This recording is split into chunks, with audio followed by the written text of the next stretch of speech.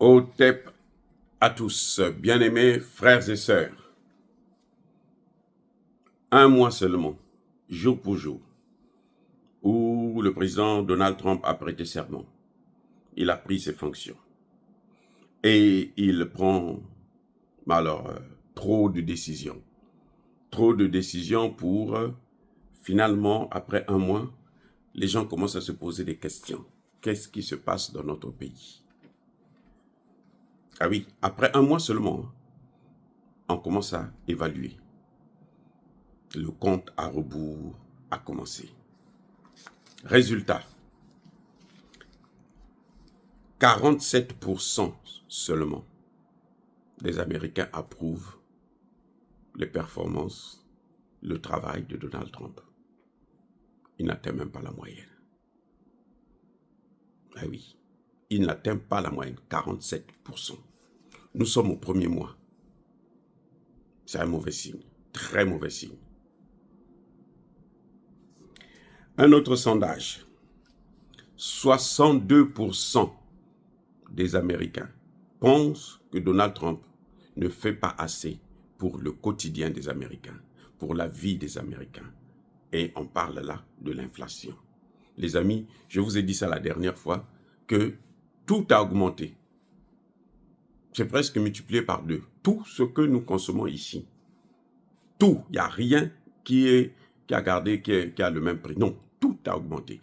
Vous allez me dire, et moi je veux vous le confirmer, ce n'est pas Trump.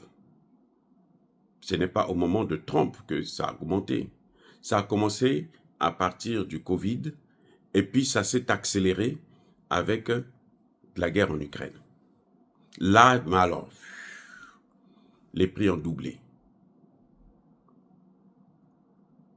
Ce qu'on appelle ici le bill, les factures électricité, eau et autres, eh bien, tout a augmenté.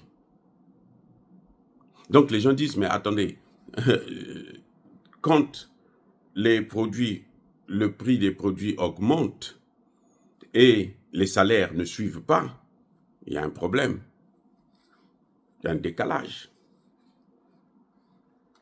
Et ça, c'est ce qu'on appelle l'inflation.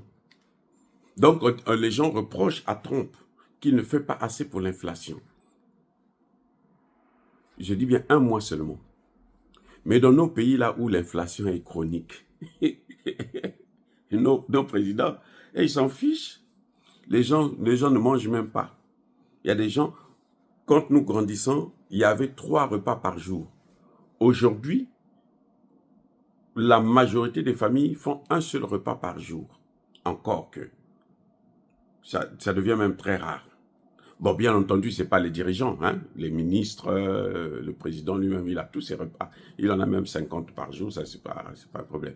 Mais je veux dire que le Congolais moyen aujourd'hui ne peut pas manger à sa faim. C'est pas possible. À moins qu'il soit peut-être député ou je ne sais pas, quelque part où il peut voler, détourner un peu d'argent, c'est tout. Sinon, c'est un repas. On attend quand c'est 16 h là, 17 h, les gens mangent. Comme ça, après quelques heures, vous partez dormir. Et puis, le matin, bon, vous faites un jeûne forcé jusqu'à... C'est lamentable. Et personne n'en parle. On ne peut pas juger pour ça. Vous n'avez pas le droit parce que si vous critiquez, on va dire que non, vous êtes en train de dire que le président ne connaît pas, ne fait pas son travail, le gouvernement est incompétent, ainsi de suite. Donc, les gens sont obligés de se taire. Mais la réalité, là, c'est ça, sur le terrain. C'est la réalité. Quand quand j'étais encore très jeune, lorsque vous allez à l'hôpital, les premiers soins, c'était l'hôpital qui vous les donnait. Même si ce sont des antibiotiques, c'est un traitement lourd. Les premiers soins, là, on vous donne ça gratuitement. À l'hôpital même. Donc, le temps que vous partez le lendemain acheter en pharmacie, acheter les produits, et ainsi de suite, vous avez quand même quelque chose pour tenir, au moins pour 1 jour, parfois 2 jours, 3 jours. Ça dépend aussi de l'infirmier, du médecin que vous allez rencontrer. Mais aujourd'hui, ben dis donc, déjà avant que le médecin ne s'asseye pour traiter votre cas, il faudrait que vous sortez de l'argent. Parfois, ils savent que la personne, là, le cas là, c'est un cas, c'est terminé, on l'a perdu. On demande quand même à la famille d'aller acheter les médicaments. Quand elle amène les médicaments, les médecins et les infirmiers prennent ça. Le prochain cas qu'on peut résoudre, on lui donne l'ordonnance et on dit on a les médicaments avec nous ici. Ça dit que c'est une escroquerie incroyable. Mais c'est... Bon. Bref, je disais donc que Donald Trump, aujourd'hui, on lui reproche de ne pas faire assez pour régler les problèmes de l'inflation. Le coût de la vie est en train de devenir de plus en plus cher. Oui, le panier de la ménagère est maintenant à moitié vide. Alors, il y a un autre sondage. 52% estiment que Donald Trump abuse de ses pouvoirs. Alors, d'après vous, abuser de ses pouvoirs, c'est où? Dans quoi? Qu'est-ce qu'il fait? Mais ce sont des histoires, non, je vais aller prendre les trucs, le canal du Panama. Les Américains disent, on ne t'a pas élu pour ça. On ne t'a pas élu pour aller prendre le Groenland. On ne t'a pas élu pour aller acheter la Palestine. C'est un pays des gens. Tu vas les mettre où? C'est le brigandisme, ça. Ça, c'est l'abus de pouvoir. Donc, les gens sont en train de voir. Maintenant, ils disent, non, non, non, non, arrête avec ça. Arrête avec ces choses-là. Nous, on t'a élu là pour que tu viennes régler nos problèmes ici, économiques, que tu baisses les prix. Le logement, c'est même pas la peine. C'est la peau du dos. La peau du dos. Ça a triplé carrément. Donc, il y a un problème grave, les amis. Ce qui se passe, c'est grave.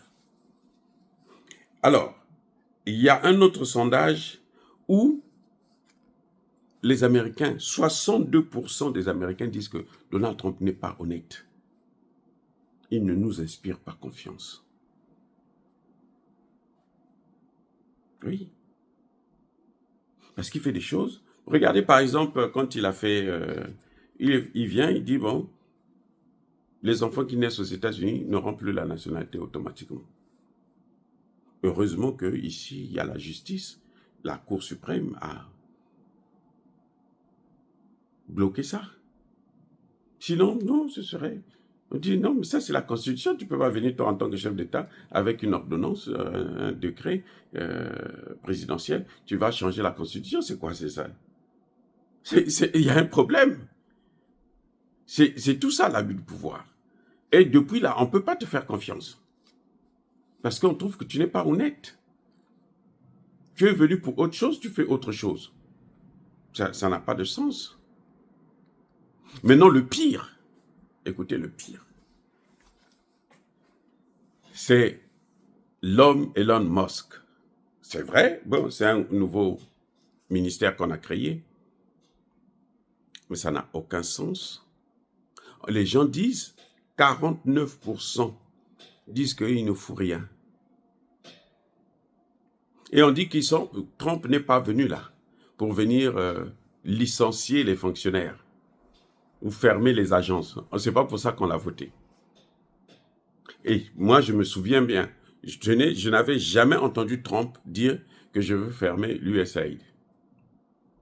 C'est vrai que moi, je trouve que c'est une bonne décision. Très bien.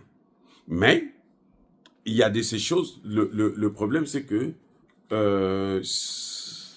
il y a trop d'agences qui sont fermées et il y a trop de gens qui vont au chômage. Et il n'y a pas un système pour leur proposer autre chose. Et quand vous arrivez à un certain âge, plus vous arrivez à vous avancer en âge, plus l'emploi est difficile pour vous. Parce que les employeurs, ils préfèrent avoir affaire à des plus jeunes. Donc, quand on vous licencie comme ça, par exemple, dernièrement, près de 2 millions qui vont à la porte, c'est grave. La Cour suprême a suspendu pour étudier le cas, mais c'est énorme, énorme. Et ça ne plaît pas aux gens. Et ça, c'est comment vous l'appelez, Elon Musk qui est derrière.